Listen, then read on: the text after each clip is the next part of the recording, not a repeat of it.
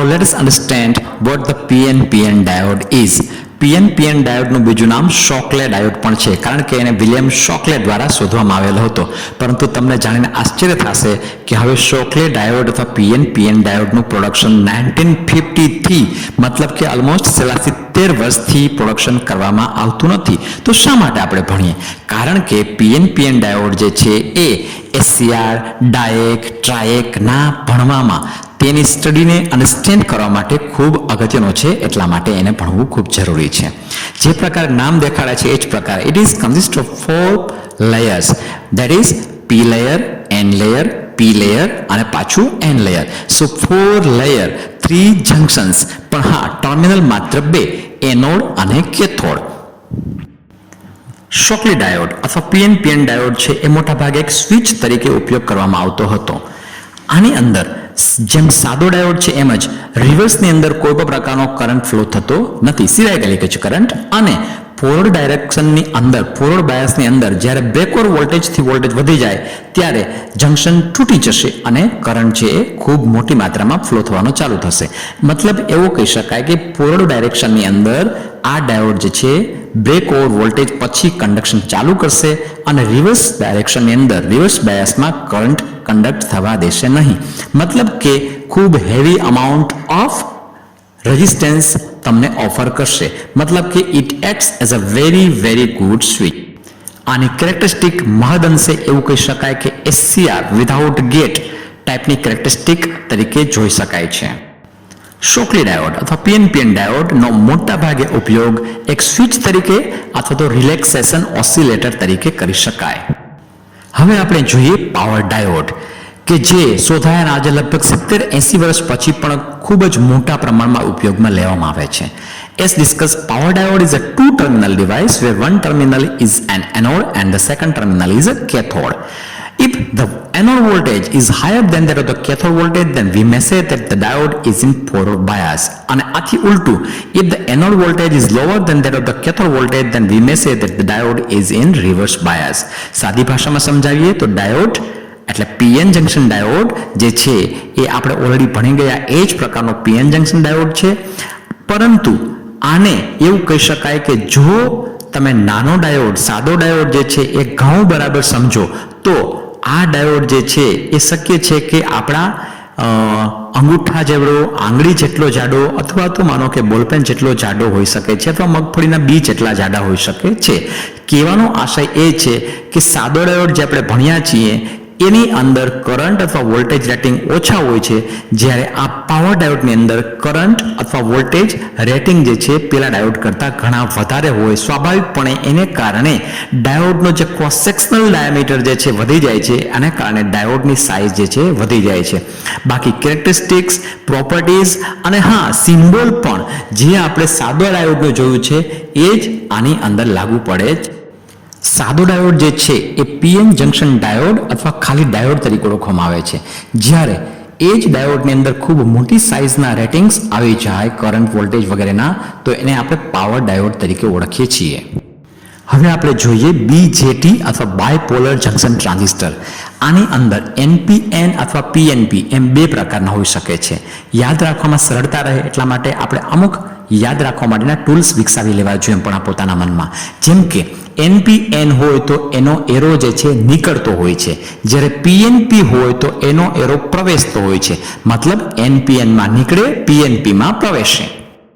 Power transistor સાદા ટ્રાન્ઝિસ્ટરથી એક જ રીતે અલગ પડે છે કે આની અંદર પણ પેલા પાવર ડાયોડની જેમ ratings of the current and voltage are quite high. સાદા ડાયોડ, સાદા ટ્રાન્ઝિસ્ટરની અંદર rating of the current will be low, જ્યારે પાવર ડાયોડ, પાવર ટ્રાન્ઝિસ્ટરની અંદર કરંટ વોલ્ટેજના રેટિંગ ઘણા વધારે હોઈ શકે છે. સાદા ટ્રાન્ઝિસ્ટરની જેમ જ આના 3 ટર્મિનલ, બેઝ, કલેક્ટર અને એમીટર. બેઝ જે છે એ ટ્રાન્ઝિસ્ટરને કંટ્રોલ કરે છે. કલેક્ટરથી એમીટર, એમીટરથી કરંટ જે છે એ કલેક્ટર તરફ depending upon the type of transistor પસાર થાય છે. મેઇન કરંટ જે છે એમીટરથી કલેક્ટર અથવા કલેક્ટરથી એમીટર તરફ પસાર થાય છે. બેઝ જે છે એને કંટ્રોલિંગ માટે ઉપયોગી છે. આપણે ઓલરેડી ભણી ચૂક્યા છીએ કે આના 3 કોન્ફિગરેશન્સ છે: કોમન બેઝ, કોમન કલેક્ટર અને કોમન એમીટર. આમાં સૌથી વધારે કોમન એમીટર કોન્ફિગરેશન જે છે એ ઉપયોગમાં લેવામાં આવે છે. હવે આપણે જોઈએ પાવર મોસ્ફેટ. આપણે ઓલરેડી FET અને MOSFET આગળના સેમેસ્ટર્સમાં ભણી ગયા છીએ. FET ની અંદર આપણને ખબર છે કે they are having certain disadvantages like high drain resistance, moderate input impedance and slower operation. આ બધી વસ્તુઓને ઓવરકમ કરવા માટે આપણે MOSFET નો ઇન્વેન્શન કરવામાં આવેલું છે. MOSFET stands for metal oxide silicon field effect transistor અથવા metal oxide semiconductor field effect transistor.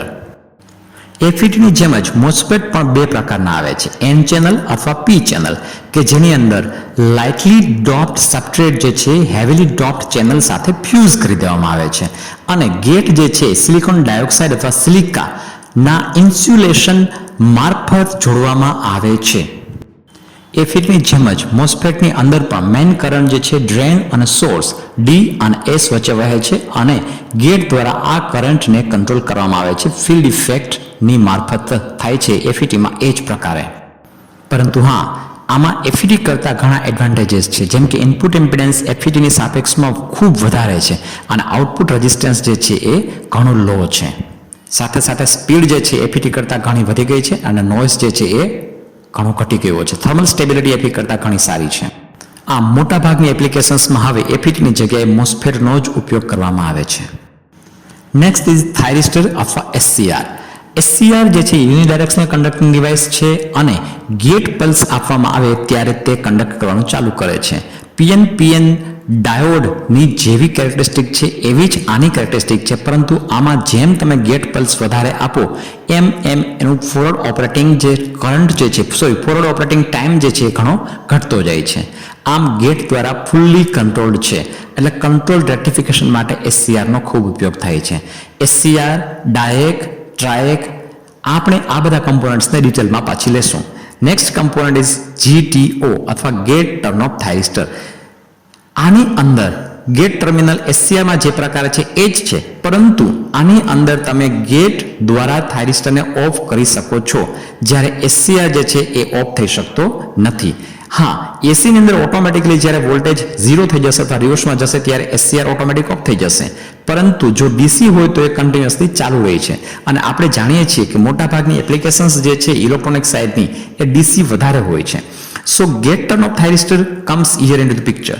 Gate turn off થાઇરિસ્ટરને તમે જ્યારે રિવર્સમાં ગેટમાં જ એક મોટો પલ્સ આપો તો એ તમારા જે વચ્ચેનું જંકશન રિવર્સ બાયસ થયેલું હતું એને ફોરવર્ડ બાયસ થયું ત્યારે તૂટ્યું, કે જેના કારણે SCR અથવા તો થાઇરિસ્ટર ચાલુ થયો, એ જંકશનને પાછું રિવર્સ મોડમાં લાવવા માટે મહત્વનો ભાગ ભજવે છે.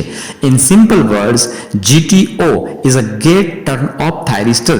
મતલબ કે ગેટ દ્વારા તમે ટ્રિગરિંગ પલ્સ આપશો ત્યારે તે ચાલુ થશે અને જ્યારે તમે રિવર્સમાં અહીંયા જ પલ્સ આપશો ગેટમાં જ, ત્યારે એ જ થાઇરિસ્ટર જે છે એ બંધ થઈ જશે.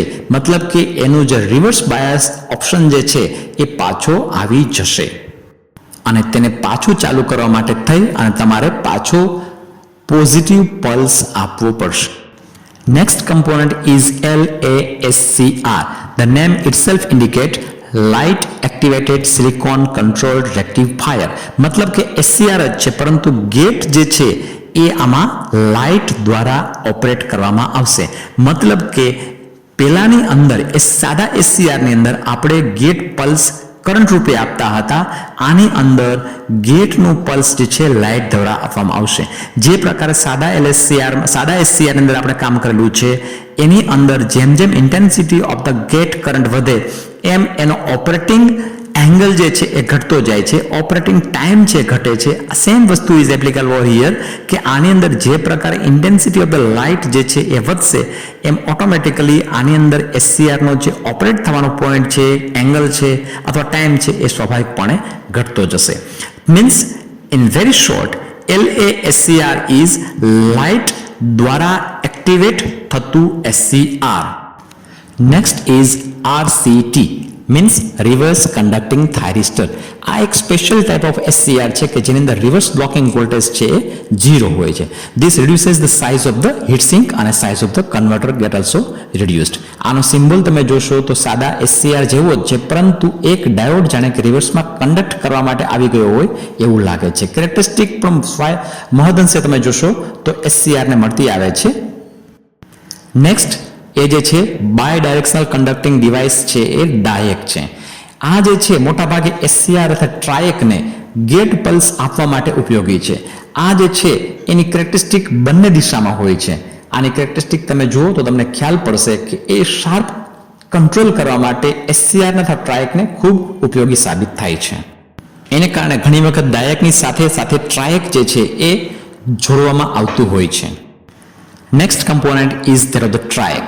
ટ્રાયક જે છે એ બાયડાયરેક્શનલ ડિવાઇસ છે અને અગાઉ આપણે ચર્ચા કરી તે મુજબ SCR જે છે એ યુનિડાયરેક્શનલ ડિવાઇસ છે. મતલબ કે આપણે એવું સમજી શકીએ કે બે SCR ને જાણે કે બેક ટુ બેક રિવર્સમાં કનેક્ટ કરી દીધા હોય એવું આપણે કહી શકીએ. SCR unidirectional, triac bidirectional. મતલબ કે SCR જે છે એક ડાયરેક્શનમાં રેક્ટિફિકેશન અથવા સ્વિચ તરીકે કામ કરી શકે છે, જ્યારે ટ્રાયક છે બંને ડાયરેક્શનમાં રેક્ટિફાયર અથવા સ્વિચ તરીકે કામ કરી શકે છે. SCR ની તમે કેરેક્ટરિસ્ટિક જોશો તો એક જ દિશામાં છે. આની અંદર સેમ કેરેક્ટરિસ્ટિક રિવર્સની અંદર પણ છે. કમ્પોનન્ટ્સની અંદર તમે જોશો, એના લેયર્સની અંદર જોશો તો સેમ PNP, પરંતુ ઉપર અને નીચે એક એક રિંગ N લેયરની આપવામાં આવી છે અને એના કનેક્શન્સ જે છે એ MT1, MT2 અને ગેટ તરીકે ઓળખવામાં આવે છે.